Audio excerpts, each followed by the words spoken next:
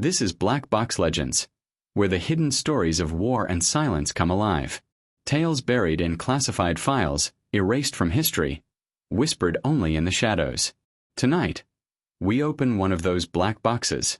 The first sound was not the strike itself. It was the silence that followed. A silence so sharp it cut through the faint hum of generators, through the whisper of alarms muffled in the distance. A woman lay sprawled on the cold concrete, one hand twitching, eyes open but unfocused.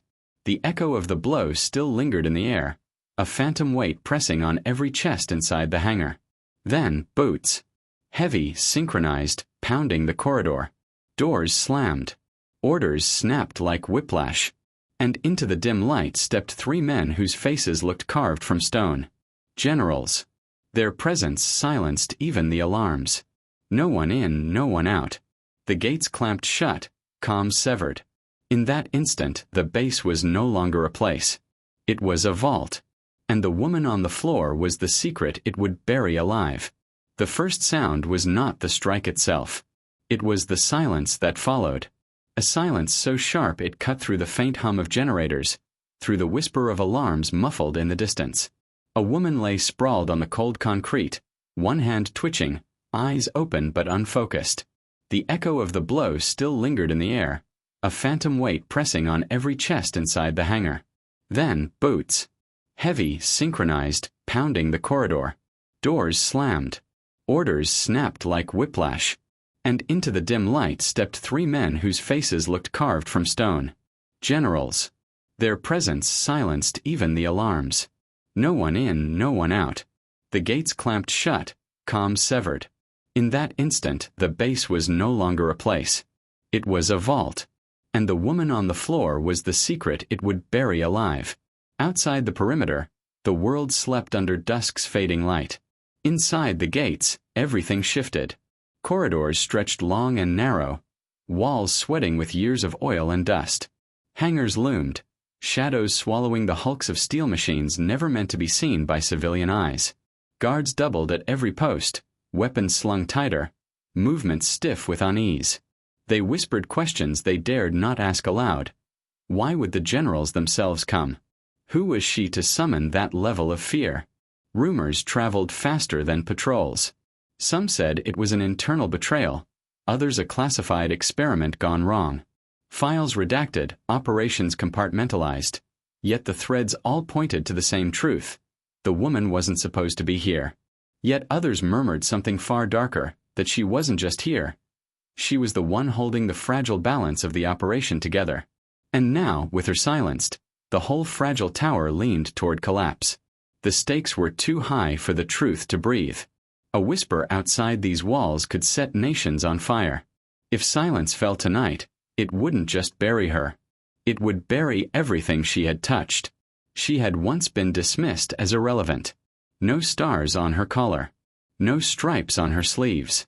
Just a civilian analyst, they said. The one who sat in the back of briefings with her quiet notes and her unflinching stare. They never noticed the way rooms stilled when she entered. They never understood the scars that stretched deeper than skin. Scars from missions that no report admitted existed. The blow had dropped her. But her stillness was not surrender. It was calculation. And the generals, for all their iron discipline, feared calculation more than chaos.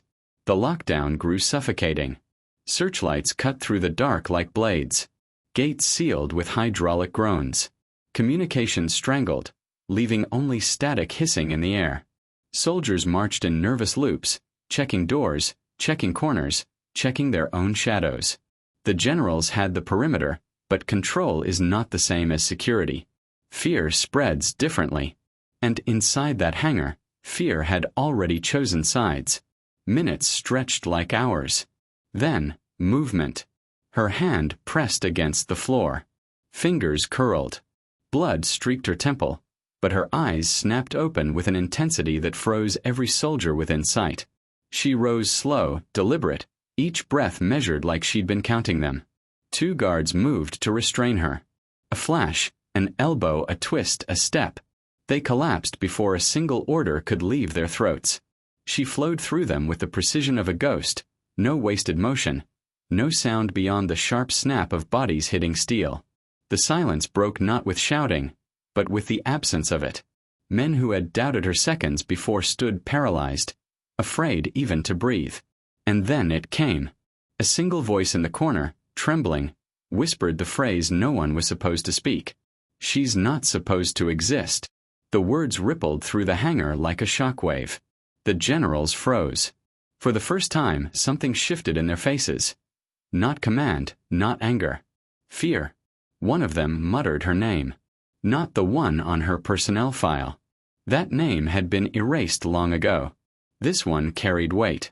A call sign, spoken only in shadows. A legend's name. The moment it landed, the silence of disbelief became the silence of awe. Her story was not born tonight. It had been forged years before, in fire and blood. A mission buried so deep it was denied even to memory.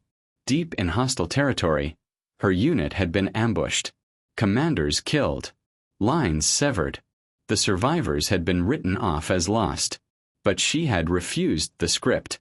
She rallied the broken, carried the wounded, fought through night after night until a helicopter finally descended into a storm it should never have survived. Against every probability, she had pulled them out. They called it the Ghost Mission. And the price of survival had been silence.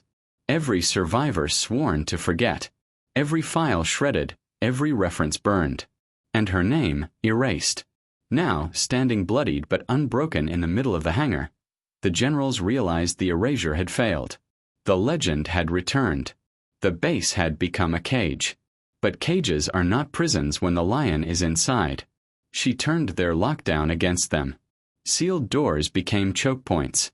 Darkness became her ally. The same systems meant to contain her became weapons she wielded with surgical precision. Soldiers moving in formation found themselves cut down one by one, their lines collapsing under her unseen strikes. She moved like a phantom, intercepting their comms, listening to their fear as they scrambled in circles.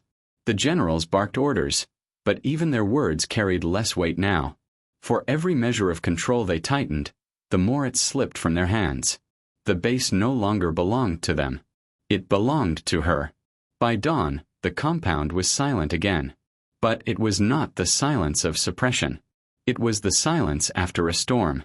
Doors hung open, corridors empty, patrols vanished. The three generals were gone.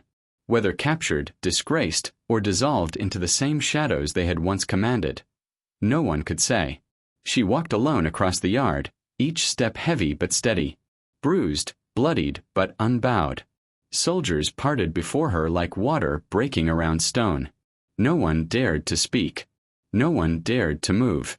The silence was hers now. Not given. Taken. They had tried to erase her. To strike her down, to lock her away, to silence the legend. But legends are not written in files. They are carved into the eyes of those who witness them. You can bury a name. You can seal a base. You can shred the records and burn the history. But when the truth rises, it does not knock. It breaks down the gates. And when it rises, it shakes the walls of power themselves. She fell silent after the blow. But legends do not die quietly.